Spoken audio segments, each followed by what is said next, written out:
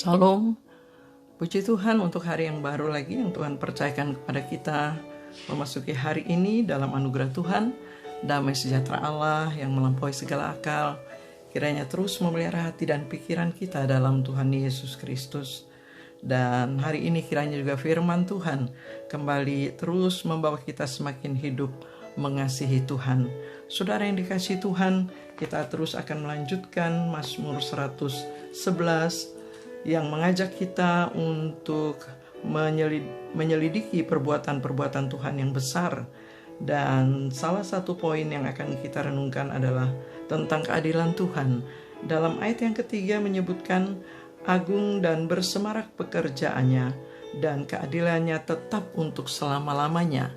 Juga dalam Mazmur 98 dinyatakan ayat 9, sebab ia datang untuk menghakimi bumi, ia akan menghakimi dunia dengan keadilan dan bangsa-bangsa dengan kebenaran. Saudara yang dikasihi Tuhan, pemazmur meyakini bahwa akan ada saatnya manusia mempertanggungjawabkan kehidupannya di hadapan Tuhan. Itulah saat penghakiman, di mana Tuhan akan menghakimi dunia, menghakimi bumi dengan keadilannya. Saudara yang dikasihi Tuhan, saya merenungkan kalau kita berada di hadapan pengadilan saat ini, hukuman apa yang sepantasnya kita terima? Tentu kita semua ada di bawah hukuman yang berat karena begitu besarnya dosa dan pelanggaran kita. Karena ada banyak hal yang kita telah lakukan, melanggar peraturan, melanggar akan hukum Tuhan. Namun kita bersyukur sekali bahwa Tuhan memberikan kepada kita akan jalan untuk menunjukkan kasih-Nya, untuk menyelamatkan kita dari hukuman yang kekal itu. Tidak ada seorang pun yang lepas dari hukuman itu bila tidak berada dalam pembelaan Tuhan, saudara. Karena dalam Roma pasal 3 ayat 23 sampai 26 menyebutkan bahwa semua orang telah berbuat dosa dan telah kehilangan kemuliaan Allah. Namun dalam ayat 25 dikatakan Kristus Yesus telah ditentukan Allah menjadi jalan pendamaian karena iman. Ayat 26 juga menyebutkan maksud dari Kristus Yesus diberikan adalah untuk menunjukkan keadilannya. Saudara yang dikasihi Tuhan, Allah telah menyatakan jalan pembebasan dalam diri Yesus Kristus. Roma pasal 3 ayat 26 ini menuliskan bahwa Yesus Kristus diberikan untuk melaksanakan pembebasan manusia dari hukuman kekal.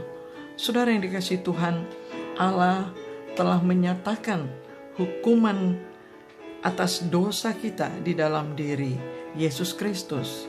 Allah sangat mengasihi manusia, tetapi Allah juga harus menyatakan hukumannya seadil-adilnya atas setiap kejahatan.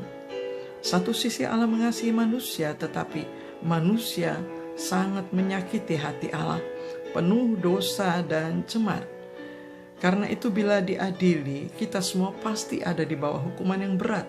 Namun Allah dengan caranya, Allah membebaskan kita dari hukuman itu. Untuk itulah Yesus diberikan. Yesus diberikan untuk menanggung hukuman atas dosa kita. Dalam keadilannya, Allah harus menyatakan hukuman. Tetapi dalam kasih-Nya, Dia mau membebaskan manusia dari hukuman.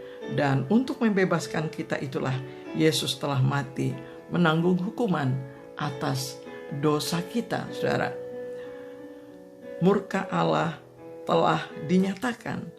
Dosa manusia di dunia ini telah ditumpahkan di dalam diri Yesus Kristus, pribadi yang tidak berdosa. Jadi di salib itulah, saudara, di atas kayu salib itulah nyata keadilan Allah dan kasih Allah.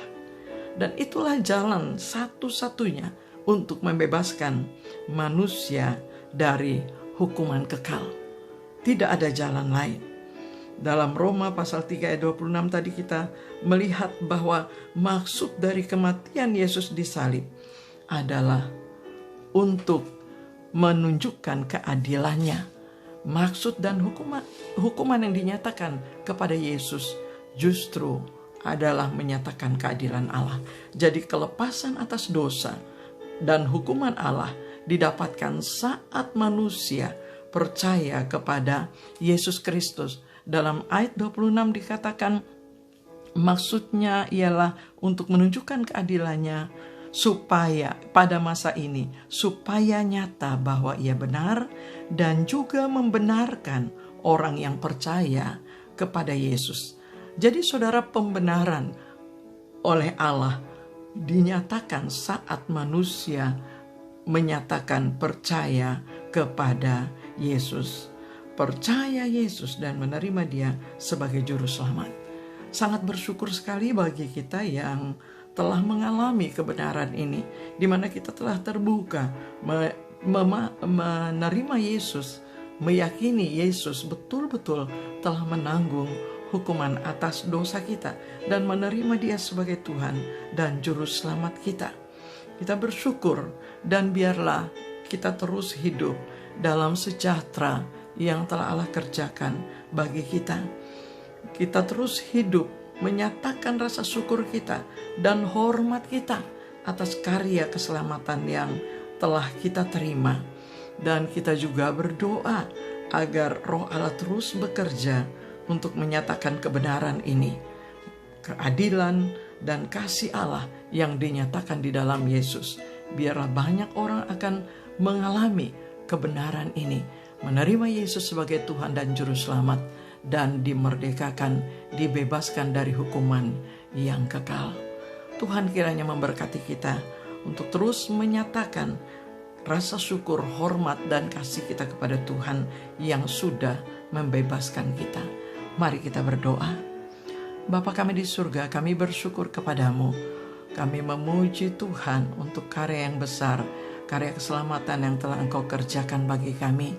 Tuhan, bawa kami, tolong kami untuk kami sungguh menghormati dan mensyukuri dengan segala hal yang dapat kami lakukan untuk terus hidup mengasihi Tuhan untuk apa yang Tuhan sudah kerjakan dalam kehidupan kami.